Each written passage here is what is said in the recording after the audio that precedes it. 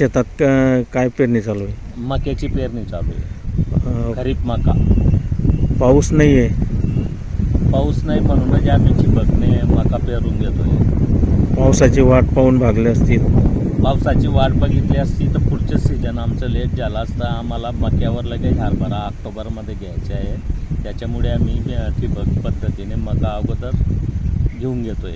तर आपण जी पेरणी करता ट्रॅक्टरच्या साहाय्याने करतात काय याचं? ट्रॅक्टरच्या सहाय्याने केल्याने काय होतंय, आपला वेळही वाचतोय, मजुरीचा खर्चही वाचतोय.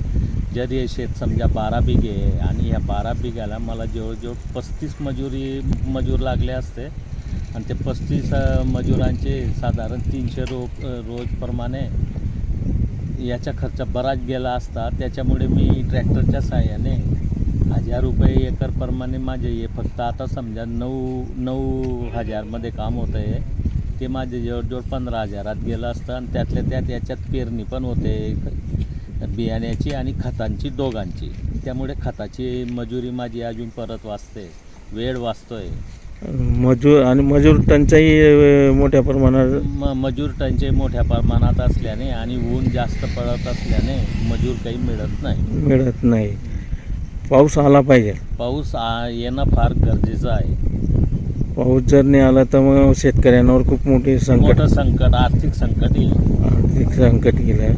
खतांचा भावही वाढलेला आहे. खतांचे भाव तर फार गगनाला गेले आहेत. त्या मानाने 20 वर्षापासून शेतीमालाचे भाव तेज आहेत आणि 20 वर्षापासून खतांचे भाव गगनाला पोचत आहेत. दरवर्षी खतांचे, बियाण्याचे, मजुरीचे सगळेच भाव वाढत आहेत.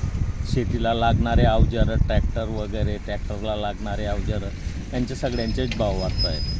शेतीमालाचा भाव वाढत नाही. शेतीमालाचे भाव 20 वर्षापासून त्याच जागेवर आहेत, कमी होतात पण वाढत नाही. किती आहे हे क्षेत्र पूर्ण? हे क्षेत्र 12 एकर आहे.